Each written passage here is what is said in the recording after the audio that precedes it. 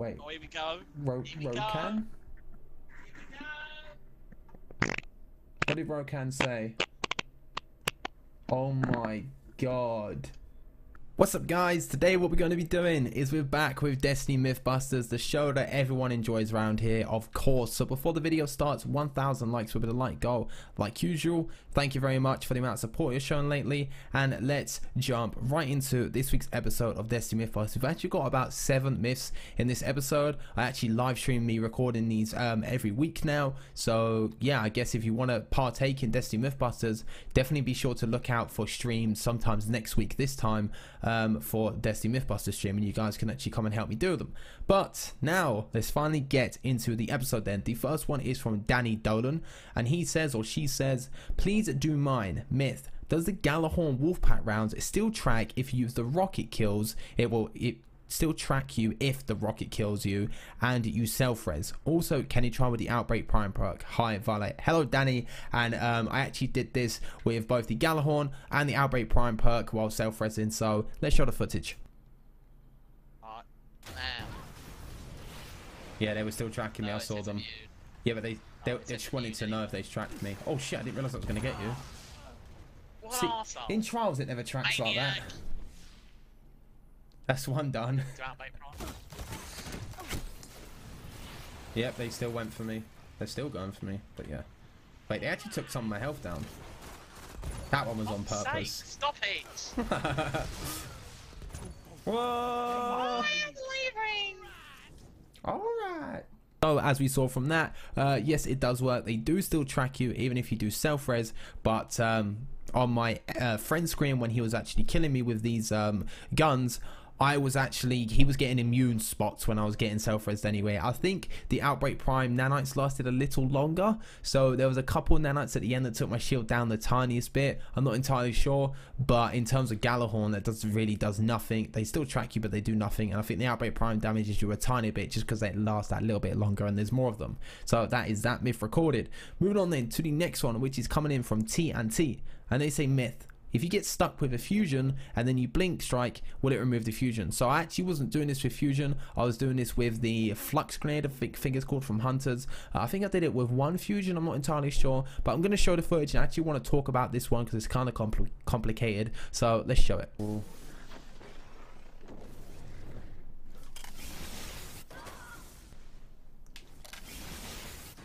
It's so hard. No. It's so hard to do. It's so hard. With you, I'm ready whenever you want to chuck it.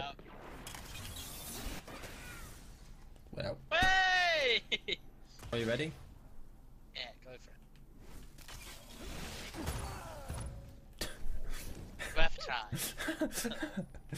So you may be thinking, no, it doesn't work. You know, like you blinked countless times and you never be able to get it off. But it does work. It does work. The timing has to be so precise, it's unreal. You have to kind of just get lucky when it comes to this, or you just have to know the time and you'll get it down every time. But it will work. You can remove fusion grenades or any grenades that get stuck to you if you do blink at the right time. And I believe it also works maybe with Twilight Garrison, and it also works with Shade Step.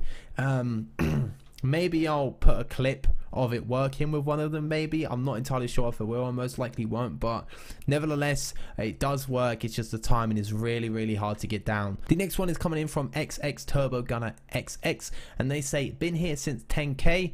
Wow, if you really have been here since 10k, that was a long time ago. Thank you very much. And they also say, myth: how many people can you kill with a sparrow at once? So we actually tried this in different ways. I tried it when people are in a corner. I also tried it when people are up against a wall. I also tried it when people are lined up. I also tried it with the bigger vehicles as well. I'm actually going to show the footage and I'm going to speak about it. 3, 2, 1. 1. Told you. Double down. Here we go.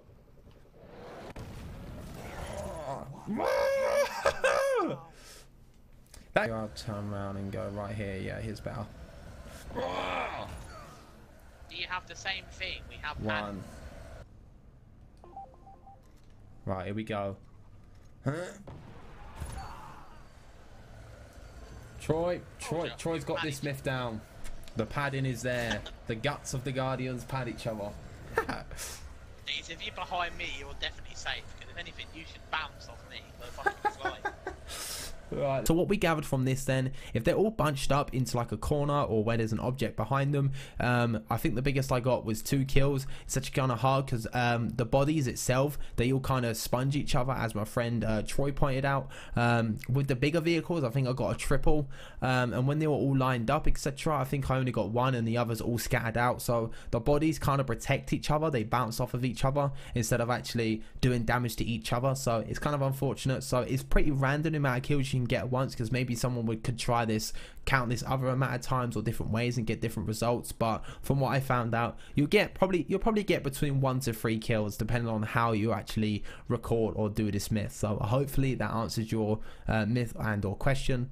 The next one is coming in from Flynn McCarthy, and they say if you have 4 kills and die, but as you die you kill someone with burn damage, where you get a 5 kill streak, or just anything really, kill someone with burn damage, or if you sticky someone just before you die, someone kills you, and then where you get a 5 kill streak after getting 4 kills. So I thought this was a pretty unique one, so I'm going to show it. I kill with sidearm after I sticky you. Let's go.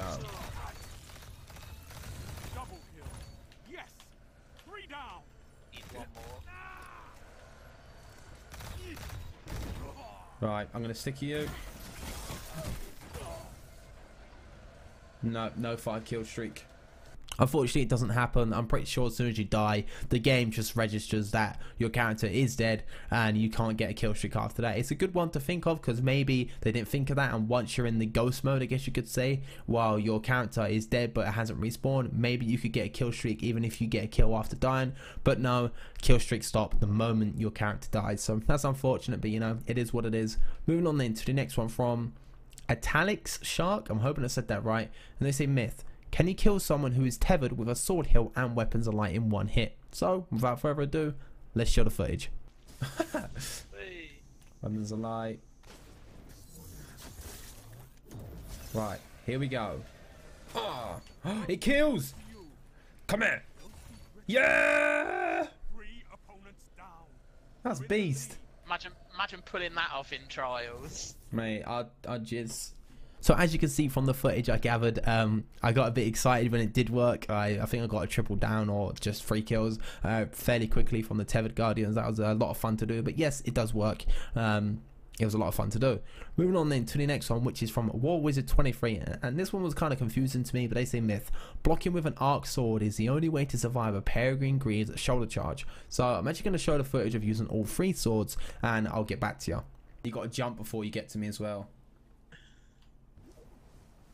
Oh, bye! No, you survived. Waste it. Right, ready? Yeah, see, I got more damage that time.